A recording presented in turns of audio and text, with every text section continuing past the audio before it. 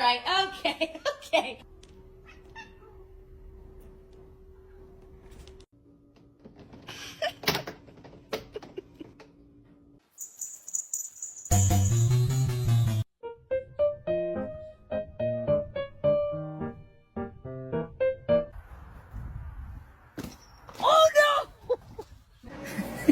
She loves you, Avery. That's so cute.